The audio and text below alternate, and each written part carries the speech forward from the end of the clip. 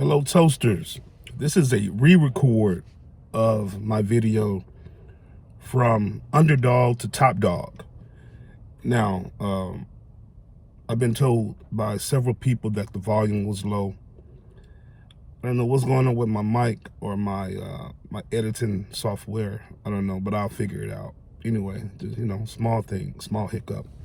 So this is a re-record to that. It won't be verbatim, of course, but I thought it was a message that needed to be out there. And the underdog, I've always had a special spot in my heart for the underdog. And just in life, in sports, professional sports, in people's lives. I always, and maybe to my detriment, I always bet on the underdog. I won't say always, but I rarely bet on the favorite. And just something about that underdog that I love, man. And I believe I love it because I resonate with it. And we really all can resonate with the underdog in some facet or some time in our lives. We've all been the underdog because no one is the favorite in everything. Just not possible. So if you think you've never been an underdog, you're delusional. And actually, man, you're leaving yourself wide open and susceptible to failure or not grow and learn and progress in life. We all have a weakness or a thorn in our side or something we need to work on or that needs elevation that we need to grow in, all of us. And so understanding you're the underdog, it's not a weakness. It's not a weakness. It's something I think that keeps us humble, that lets us know, hey, we ain't got it figured out. You don't know everything. You got some growing to do still. And you'll be doing that until the day you die. When you don't think you have any growing to do, anything to learn, you're just taking up space on this earth. It's time to transition, I believe. But it reminds me of a couple of stories. I'll tell a story, not verbatim, but my guy Soul Immortal tells a story about when he first got into the oil field business. I don't believe he's in it any longer, I don't know. But when he first got into it, he actually wasn't qualified on paper, right? He wasn't qualified on paper, a highlight on paper. And that's the underdog. The underdog is never qualified on paper, ever. But that's what makes it so beautiful. And that's why we love the underdog, because we know on paper, statistically, they don't qualify. They should not win. Talent-wise, they should not win. Now, I'm quite sure, my brother Soul Immortal was the favorite in something else, probably several things. But in this, at his own admission, he did not fit the criteria on paper.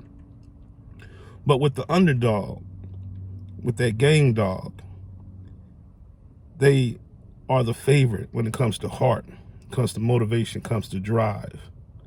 They are the favorite. And that's why you gotta bet on the underdog that believes in themselves, because they're the favorite when it comes to heart.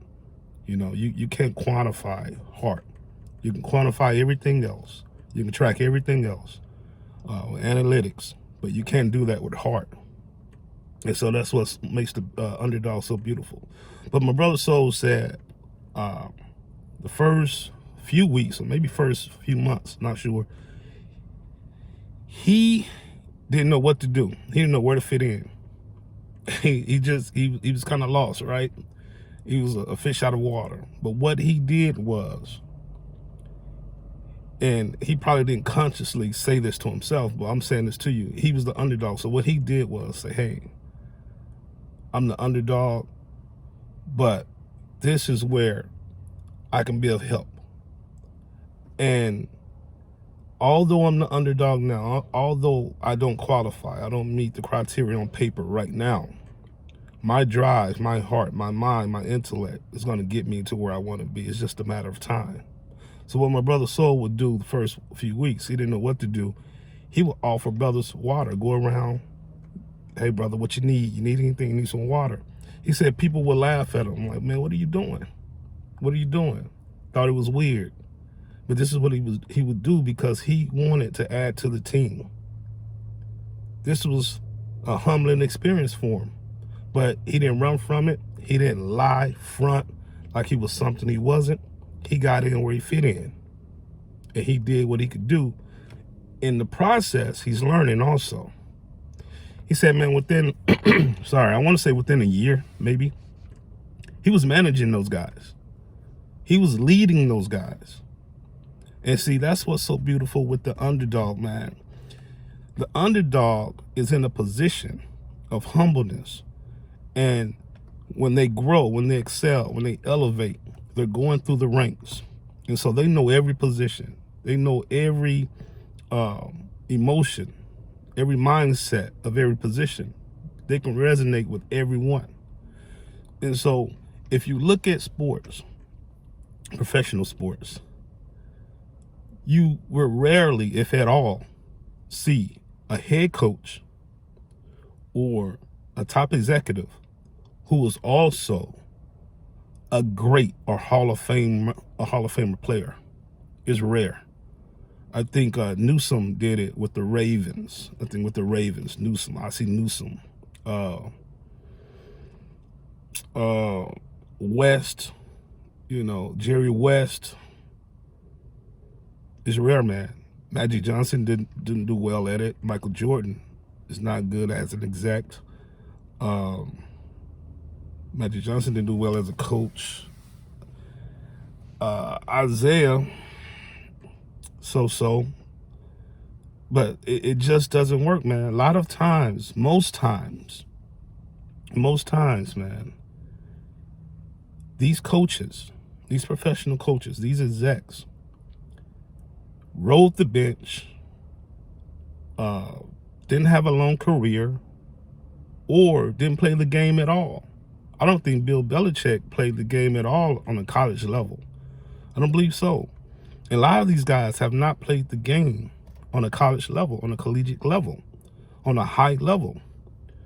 But from the angle they're from where they're seated, they're able to see every aspect of the game, and they're able to study every player, the emotions of players, and they can recognize a game dog. They can recognize who has heart, who has drive, who doesn't, because they have that heart, they have that drive, they just don't have the talent. So when you be once the underdog and become the top dog, it happens all the time. It happens all the time. Most who are first will be last, and who are last will be first. That's just how it works. Everybody who's the front runner will not win the race. So, if you're not good at something, if you're the underdog, if the odds are against you, it's not a bad thing. You're in the perfect position to have a powerful testimony. You're there for a reason. We're on this earth to teach and learn. So the situation Soul was in, he was in the perfect position to gather information, gather that experience. And now he has a testimony about that. Somebody needs to hear that. So it's not a bad thing.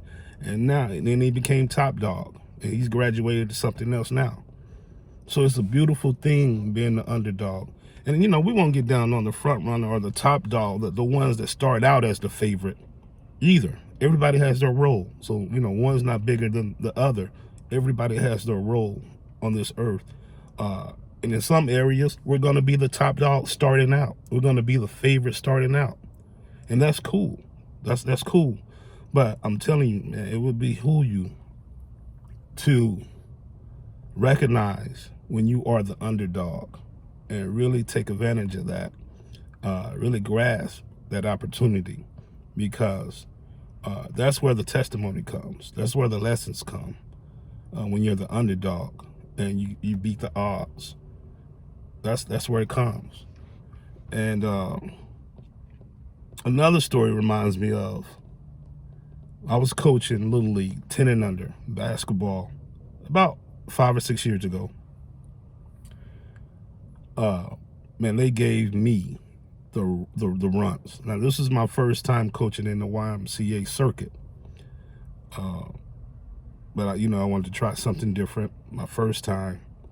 And so the coaches that had been there for years, they got to pick their teams.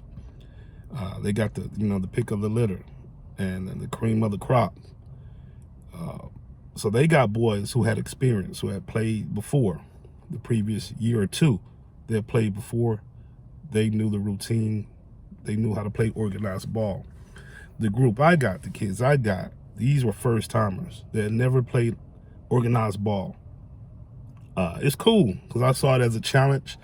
I love coaching. I love developing. So it was cool to me. But the lesson in this is, I had one of the kids, I had 10 kids, 10 or 11 kids. Now, one of the kids, man, it was obvious he had come from a home of humbleness, as far as materialistically. His shoes were run down, and he would come to practice in pants.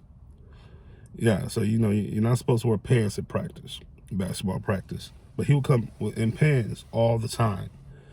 But I could kind of tell, his situation. His uncle would bring him, and so I figured, man, if the brother, the young man, or the uncle, or the young man had shorts to wear to practice, he would.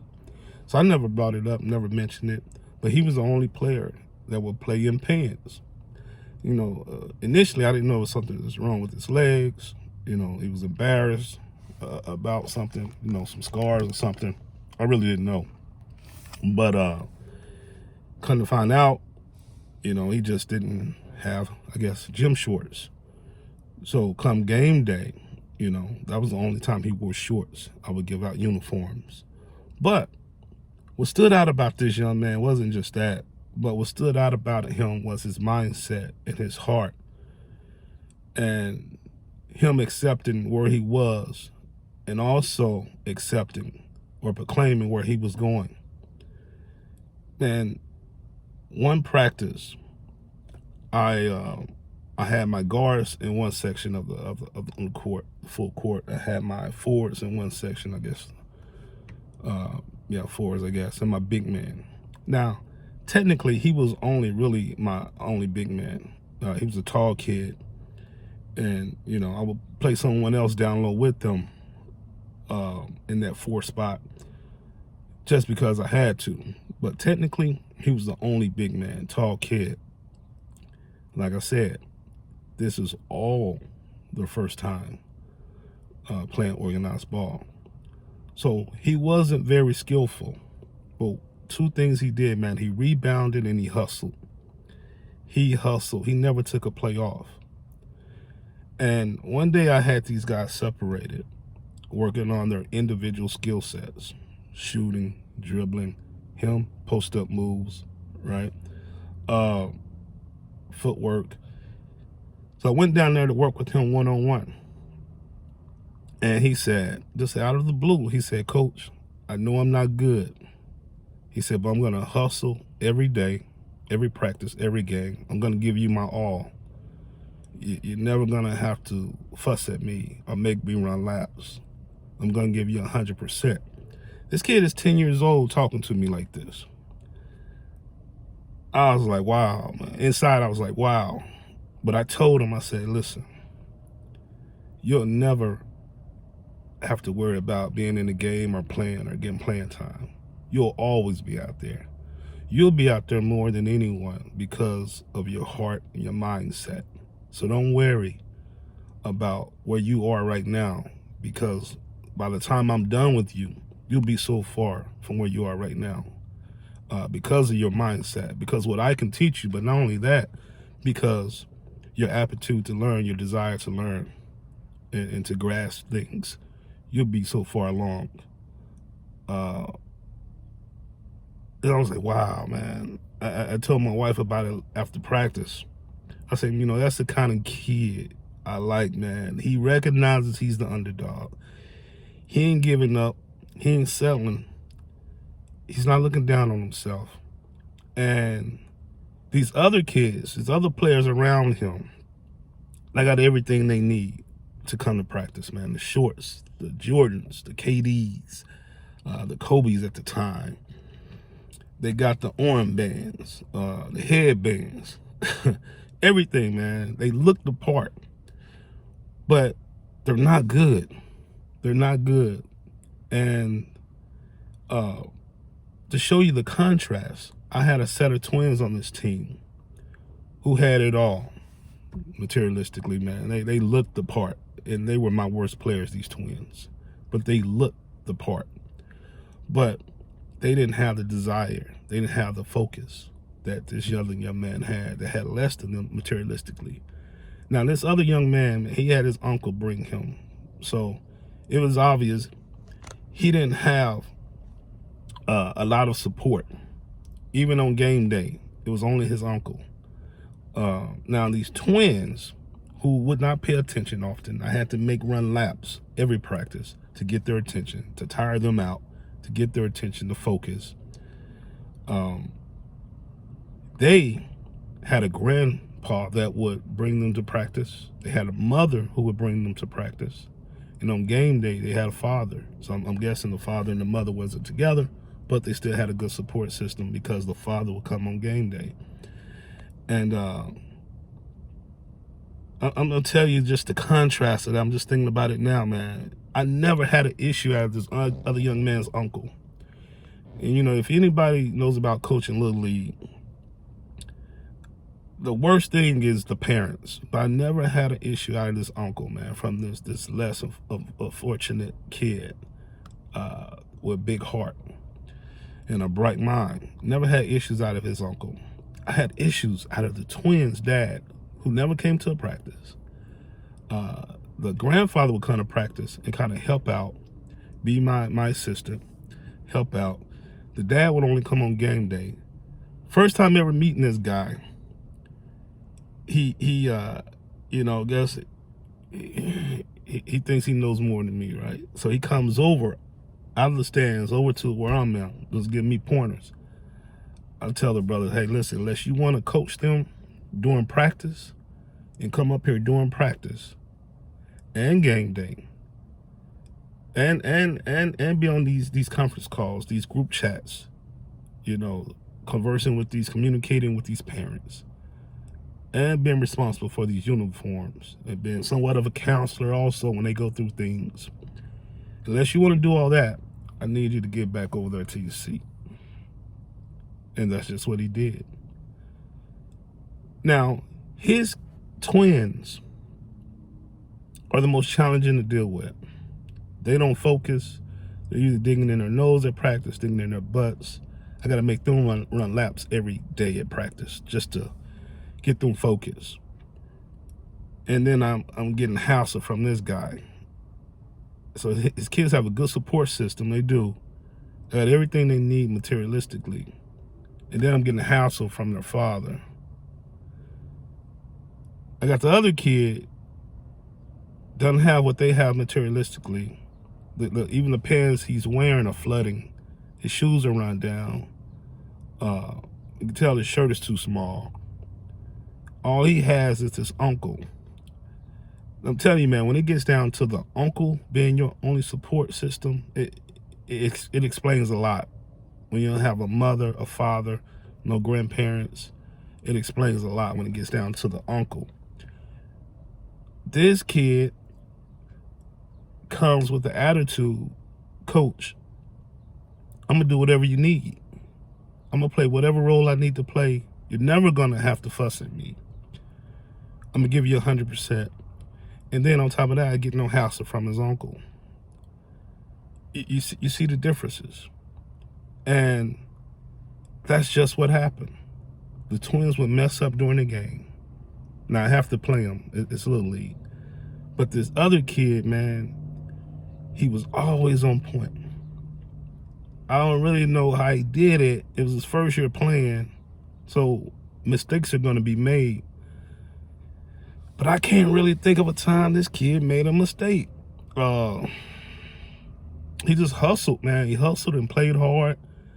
I just can't think of it, man, when he made a mistake. But let me tell you, man,